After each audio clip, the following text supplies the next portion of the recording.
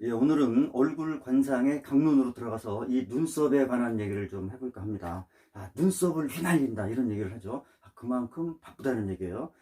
그리고 또한 고위직에 올라가서 명예가 높다 이런 것도 눈썹을 휘날린다 이런 얘기들을 많이 하죠. 눈썹이 길면 느긋하고 심사숙고하는 스타일이고, 눈썹이 짧으면 성질이 급하고 즉흥적으로 일을 처리하는 사람이다.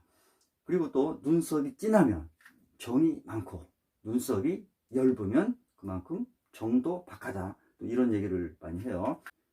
눈썹은 나의 사고방식이 어떻고, 업무를 어떤 식으로 처리하고, 대인관계를 어떻게 처리하고, 이런 거를 보죠. 그리고 또한 눈썹은 얼굴의 맨 위에 있죠. 그래서 눈썹을 보고 지혜로움과 어리석음까지도 분별할 수 있다. 그런데 관상학체에서 다루는 눈썹에 대한 내용들을 보면 호랑이 눈썹, 사자 눈썹, 누에가 잠자는 눈썹, 귀신 같은 눈썹, 여러 가지 눈썹이 있는데 그 사실 제대로 분간하기 굉장히 애매해요. 그러면 우리는 눈썹을 보고 그 사람이 어떤 식으로 생각을 하고 어떻게 일처리를 하고 대인관계를 어떻게 끌고 가는지, 이런 것을 알기 쉽게 간략하게 한번 알아보도록 하겠습니다. 먼저 눈썹의 양입니다. 눈썹 양, 눈썹이 많냐 적으냐, 이런 거죠. 이것은 눈썹이 이렇게 있으면,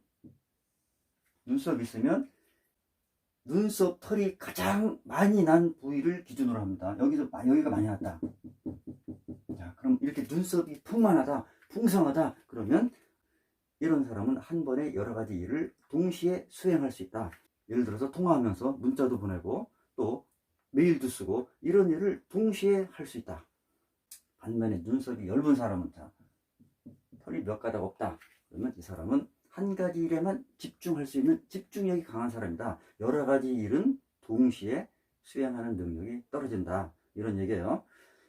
그 다음에 항상 중간에 있다고 그랬죠. 눈썹이 많지도 않고 적지도 않고 그냥 보통으로 있다, 그러면 이 사람은 한 가지 일에 집중하면서도 때로는 두세 가지 일을 동시에 겸할 수 있는 태파까지도 갖추고 있다, 이렇게 봅니다. 그 다음에는 눈썹의 모양입니다.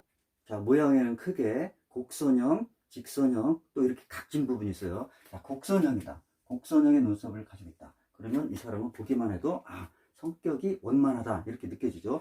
그리고 이런 사람들은 남들을 감동시키기를 잘한다. 칭찬을 많이 해주고 친절을 베풀고 감정이입을 팍팍 해주는 거예요. 그러다 보니까 인간관계가 원만하겠죠.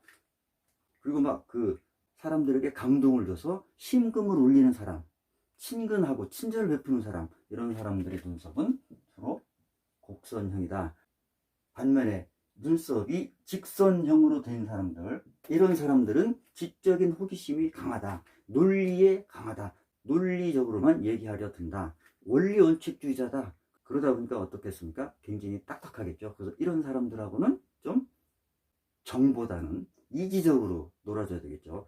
그래서 눈썹이 곡선형인 사람들은 감정적이고 직선형인 사람들은 이성적이다, 이렇게 성격이 구분이 된다, 이거죠. 그 다음에 갈매기 눈썹이라고 하죠. 갈매기 눈썹, 이렇게 가다가 이렇게 각진 눈썹, 이런 각진 눈썹은 경영자적인 마인드가 강하다. 경영자적인 마인드라고 하는 것은 뭐겠습니까? 손해를 안 보려고 하겠죠.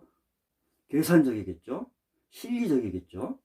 객관적이고 냉정한 스타일이다. 그래서 이런 사람들은 처음에는 고생하더라도 나중에는 반드시 성공하는 스타일이다. 그리고 우리가 잘 아는 일자 눈썹 있죠. 유니브로우라고 그래요. 이런 사람들은 적극적인 사고방식이다. 논스톱이다. 쉬지 않고 돌진한다, 이런 뜻이에요. 추진력이 강하다. 한번 시작하면 끝까지 밀고 나간다. 의지력이 강하다. 그러니까 성격은 독립적이고 주관적이겠죠. 일자 눈썹을 가진 이런 사람들, 그래서 이런 사람들은 주로 불면증에 걸리기 쉽다. 이런 사람들은 휴식이 필요하다. 한 템포 쉬어가는 노력이 필요하다. 그리고 눈썹이 이렇게 코 있는 쪽에서 위로 이렇게 올라가는 사람, 그러니까 눈썹이 이렇게 올라가는 사람, 코 있는 쪽에서, 이런 사람들 있죠. 이런 사람들은 처음부터 뒤를 걱정하는 사람들이다. 그러니까 처음 시작할 때 너무 신중한 사람이다. 이거 문제가 있어 보이니까 좀 기다려, 하지마. 그러니까 같이 일하는 사람들한테는 찬물을 끼얹는 것이 되겠죠. 너무 뒤를 많이 걱정한다. 왜 우리가 손금에서도 두뇌선이 굉장히 긴 사람들은 그렇게 생각하죠. 잠을 못 자면서 앞으로 오지도 않은 일까지 걱정하는 사람들. 이런 사람들의 눈썹은 눈 시작 부위에서 이렇게 위로 솟은 것처럼 생긴 눈썹. 자, 그 다음에 눈썹의 위치입니다. 눈썹의 위치는 이 눈썹과 이 속눈썹 있죠. 이 속눈썹 사이의 그 간계, 여기를 말하는 거 전태궁이라고 그러죠. 자, 여기가 넓은 사람. 눈썹이, 이 눈썹이 있고 여기 위 눈꺼풀이에요. 이것은 자기 생각을 말하는 타이밍을 얘기해요. 상대방하고 얘기하는데 즉각적으로 반응하느냐, 아니면 가만히 듣고만 있다가 나중에 얘기하느냐. 자, 이 폭이 길다 그러면 속을 숨기고 말을 잘 안 하는 사람이에요. 자, 말 실수를 안 하겠죠. 그럼 속으로 알 수 없는 사람, 그러니까 뭐겠습니까? 냉담해 보이겠죠.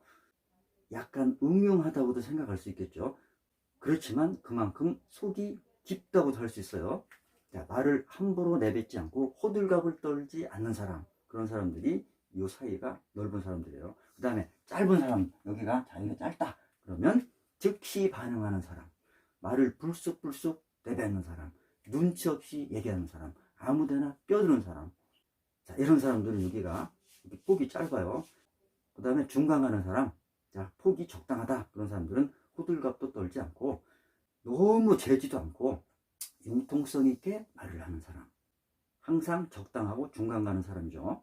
그 다음에 눈썹을 보면, 자, 눈썹의 폭이 각자 일정하지 않죠. 이렇게 기복이 심한 사람, 눈썹의 폭이 기복이 심한 사람, 이런 사람들은 우리가 왜 롤러코스터 탈 때처럼 오르락 내리락 하죠. 자, 이렇듯이 감정 기복이 심하다, 드라마틱하다, 고개적인 성격을 가지고 있다, 감정 기복이 심하다, 적극적으로 대화한다, 앙후하거나 재밌게 얘기하려고 한다, 감정 분출을 많이 한다, 이런 스타일이에요.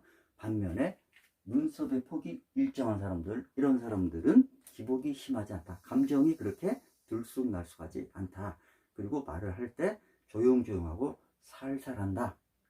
그러니까 위험스럽게 보이겠죠. 한편으로는 아, 저 사람 참 따분해, 졸리게 만들어, 졸리게 얘기를 해, 이런 말을 들을 수도 있어요.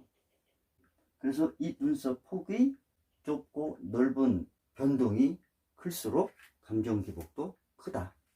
그래서 이렇게 눈썹의 폭이 큰 사람들은 화통하게 돈도 확확 잘 쓰고 크게 노는 사람, 뭐를 사러 가더라도 한꺼번에 와장창 사는 사람, 대포가 큰 사람.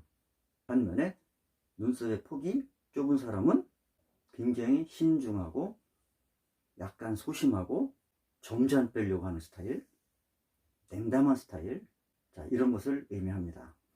우리가 눈썹에 대해서 간략하게 살펴봤는데, 그러면 성형수술을 하면 어떻게 되냐?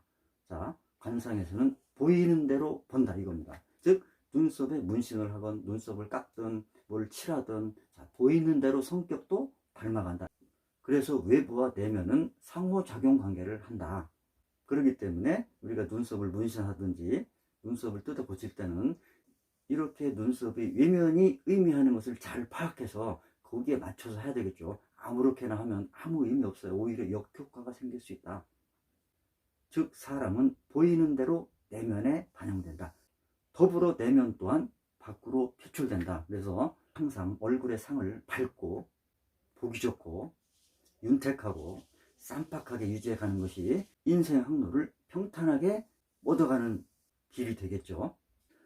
자, 눈썹 하나만으로도 자기 운명을 바꿀 수 있다. 자기 성격을 바꿀 수 있다. 대인관계의 스타일을 바꿀 수 있다.